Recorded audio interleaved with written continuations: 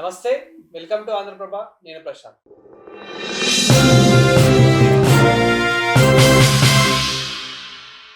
ఈరోజు మనతో పాటు ట్రెడిషనల్ హీలర్ ఆంజనేయరాజ్ గారు ఉన్నారు. సో మనకి ఆరోగ్య సమస్యలు ఏమున్నా కానీ అవి ఆయుర్వేదిక్తో ఎలా క్యూర్ చేసుకోవచ్చు, అసలు ఈ ఆరోగ్య సమస్యలు ఎలా వస్తున్నాయి, పూర్తి సమస్యల గురించి అయితే ఈ వీడియోలో డిస్కస్ చేద్దాము. నమస్తే అండి. నమస్కారం అండి. సార్, ఇక్కడ చాలా మందికి బ్రీతింగ్ ప్రాబ్లం అనేది చాలా వస్తూ ఉంది ఈ మధ్య కాలంలో. సో సైనస్ అని చెప్పేసి ఇలా చాలా ఇది పొల్యూషన్ వల్ల వస్తుందా లేదంటే ఎందుకు వస్తుంది? అంటే మనం కుకింగ్ చేసే టైంలో కూడా దగ్గుతూనే ఉన్నారు, ఆ బ్రీతింగ్ ప్రాబ్లం వస్తూనే ఉంది. డ్రైవింగ్ చేసే టైంలో, వర్క్ చేసే టైంలో, ఇక్కడ ఎంప్లాయీస్తో వర్క్ చేసే టైంలో, సో ప్రతిసారి మనకు బ్రీతింగ్ ప్రాబ్లం అనేది అవుతూనే ఉంది. సో అసలు ఈ బ్రీతింగ్ ప్రాబ్లం ఎందుకు వస్తుంది, వచ్చిన వారు ఎలాంటి జాగ్రత్తలు తీసుకుంటే బాగుంటుంది? బ్రీతింగ్ ప్రాబ్లం అనేది లంగ్స్ తోటి రిలేటెడ్ అండి. మెయిన్ ఈ లంగ్స్ రిలేటెడ్ బ్రీతింగ్ ప్రాబ్లం ఎప్పటి నుంచి బాగా పెరిగిపోయిందంటే కరోనా వచ్చి వెళ్ళినప్పటి నుంచి. కరోనా అనేది డైరెక్ట్గా లంగ్స్ మీదే ప్రభావం చూపిస్తుంది. అది అటాక్ చేసేదే ఫస్ట్ రావడమే లంగ్స్కి వస్తుంది. ఓకే, లంగ్స్కి వస్తుంది కాబట్టి లంగ్స్ వీక్ అవుతున్నాయి. కరోనా అనేది మ్యూటేషన్ పొందుతుంది, అనేక రకాలుగా మారిపోతుందని అప్పట్లో సైంటిస్టులు చెప్పారు. నిజంగానే మారిపోయింది. మారిపోయి అదే ఒక ఫీవర్ కింద వస్తుంది, ఒక దగ్గు కింద వస్తుంది, ఒక ఊపిరి ప్రాబ్లం కింద వస్తుంది, ఒక హెడేక్ కింద వస్తుంది. మీరు కరోనా రాకముందర మీ కాఫ్ కోల్డ్ వస్తే ఏదోటి వాడుకుంటే తగ్గిపోయేది. ఇప్పుడు ఎటువంటి మందులు వాడినా నెల, 2 నెలలు, 3 నెలలు కూడా తగ్గట్లేదు. కారణం ఏంటంటారు? ఇమ్యూనిటీ మారిపోయింది కరోనా వచ్చి వెళ్ళాక. ఈ లంగ్ అనేది వీక్ అయిపోయింది అందరికీ.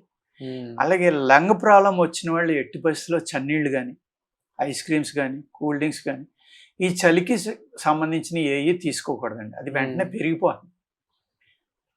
ఎండలో ఉండాలి, లేకపోతే హాట్ రూమ్లో ఉండాలి. ఏసీ ఎట్టి పరిస్థితుల్లో వాడకూడదు. ఇలా కొన్ని జాగ్రత్తలు తీసుకుని వెయిట్ తగ్గకుండా చూసుకోవాలండి. ఎప్పుడు కూడా లంగ్ ప్రాబ్లం వచ్చిన వాళ్ళు ఎవరైనా సరే వెయిట్ అనేది చాలా ఇంపార్టెంట్. వెయిట్ పెంచుకుని లేక ఆకలి తగ్గకుండా చూసుకోవాలి. ఈ రెండు మోస్ట్ ఇంపార్టెంట్ పాయింట్. సరే, ఈ ప్రాబ్లం వచ్చినప్పుడు, మనకి లంగ్స్ ప్రాబ్లం వచ్చినప్పుడు ఎలాంటి లక్షణాలు కనిపిస్తూ ఉంటాయి? చిన్నపిల్లల్లో కానివ్వండి, పెద్దవారిలో కానివ్వండి. లక్షణాలు అంటే ఇప్పుడు కాఫ్ కోల్డ్ తోటి స్టార్ట్ అవుతుందండి, సైనస్ తోటి స్టార్ట్ అవ్వచ్చు, ఒక ఎలర్జీ. ఎలాగంటే సపోజ్ అప్పటిదాకా బాగానే ఉన్నాడు వాడికి సడన్గా తుమ్ములు రావడం మొదలవుతాయి, లేకపోతే దగ్గు రావడం మొదలవుతుంది. పొయ్యి మీద తాలింపు వేసేటోడికి వీడు దగ్గుతూ ఉంటాడు. లేకపోతే ఏదైనా తోటలోకి వెళ్ళి ఒక ఫ్లవర్ ఆ పాలిన్ తగిలినా వీడికి ఇబ్బంది వస్తుంది. లేదు ఎండలోకి వెళ్ళినా ఇబ్బంది వస్తుంది, డస్ట్లోకి వెళ్ళినా ఇబ్బంది వస్తుంది. ఇలాగా దేనివల్ల అతనికి ఆ ప్రాబ్లం వస్తుందో చూసుకోవాలి. చూసుకుని దాన్ని అవాయిడ్ చేయగలిగితే కొంతవరకు మనం సేవ్ అవడానికి ఆస్కారం ఉంది. షుగర్ ప్రాబ్లం కూడా ఈ మధ్య కాలంలో చాలా మందికి వస్తుంది. అంటే ఏజ్ అంటూ డిఫరెన్స్ లేకుండా చాలా మందికి షుగర్ ప్రాబ్లం వస్తూ ఉంది.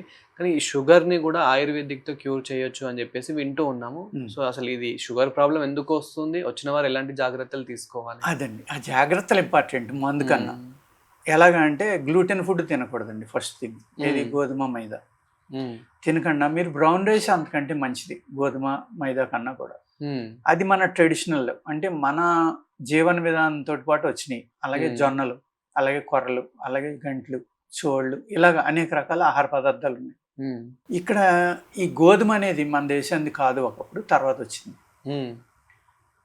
మన వ్యవసాయం, మన ఆహారం, మన వాటరు, మన గాలి, మన భూమి, అందులో ఉన్న ప్రాపర్టీస్ మన శరీరానికి చాలా దగ్గర సంబంధం కలిగి ఉంటాయి. అందుకు ఏ ఏరియాలో బ్రతికే వాళ్ళు ఆ ఏరియా ఆహారాన్ని తీసుకుంటా. వ్యాయామం అనేది షుగర్లో చాలా అంటే చాలా ఇంపార్టెంట్ అండి. కాన్స్టిపేషన్ అనేది ఉండకూడదు. మెయిన్ షుగర్ పేషెంట్లో కాన్స్టిపేషన్ కనబడుతూ ఉంది. అంటే మలబద్ధకం లేకుండా ఎప్పుడు మీరు లేవగానే మీకు ఫ్రీ మోషన్ అయితే షుగర్ వచ్చే వాళ్ళకి షుగర్ రాకుండా ఆగిపోవడానికి ఆస్కారం. ఎవరైతే ఈ మార్నింగ్ మలబద్ధకం ఉండి మోషన్ అవ్వట్లేదు వాళ్ళకి ఆ టాక్సిన్స్ బాడీలో కలిసిపోవడం వల్ల లివర్ ఎఫెక్ట్ అయ్యి, ఆ తర్వాత ప్యాంక్రియాస్ ఎఫెక్ట్ అయ్యి ఈ షుగర్ వ్యాధి అనేది స్టార్ట్ అవుతుంది. అందుకేం చేయాలంటే లైఫ్ స్టైల్ మార్చుకుని ఎట్టి పరిస్థితుల్లో లేవగానే మోషన్ అవ్వాలి ఫస్ట్ థింగ్. సెకండ్ థింగ్, ఆహారం నియమంగా తినటం. తిన్న ఆహారం పూర్తిగా అరిగిపోయేదాకా రెండోసారి తినకపోవడం. ఈ సిస్టంలో కనుక వస్తే ఒక షుగరే కాదండి, అనేక రకాల వ్యాధులు దూరం అవడానికి ఆస్కారం. షుగర్ వచ్చాక మట్టికి కంపల్సరీగా మీరు వ్యాయామం చేయడం అనేది మోస్ట్ ఇంపార్టెంట్. అదేవిధంగా ఆహారం కూడా ఏం చేస్తారంటే కార్బోహైడ్రేట్స్ తగ్గించి శనగలు, వేరుశనగ గుళ్ళు, బార్లీ, ఈ ఆహారాన్ని పెంచుకోవాలి. హై ప్రోటీన్ ప్లస్ చల్లదనం, యూరిన్ ఫ్రీగా అవటం, బార్లీ కలపాలి. ఇప్పుడు ఈ ఏరుశనగ గుళ్ళు కానీ లేకపోతే మీరు శనగపప్పు తిన్నా కూడా అవి హై ప్రోటీన్ కాబట్టి ఆ హై ప్రోటీన్ వల్ల మళ్ళీ మనకి యూరిన్లో నొరగ రావడం కానీ, పొట్టలో గ్యాస్ రావడం కానీ, ఇండైజేషన్ రావడం ఇలాంటివి వస్తాయి కాబట్టి అటువంటివి కలిపి మిక్స్డ్ ఫుడ్గా చేసుకుని బార్లీ కంపల్సరీగా కలుపుకుని కాస్త పెప్పరు, రాక్ సాల్ట్, జీలకర్ర, ఇలాగ మిరియాలు, అంటే మామూలుగా మిరియాలే కాకుండా అరుగుదలను పెంచి రాక్ సాల్ట్ కూడా ఉంది.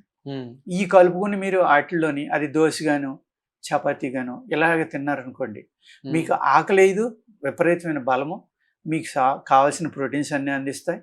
ఆ ఫుడ్ తినటం వల్ల కార్బోహైడ్రేట్ అందులో చాలా తక్కువ ఉంది కాబట్టి మీకు షుగర్ కంట్రోల్ అవ్వడానికి కూడా ఆస్కారం ఉంది.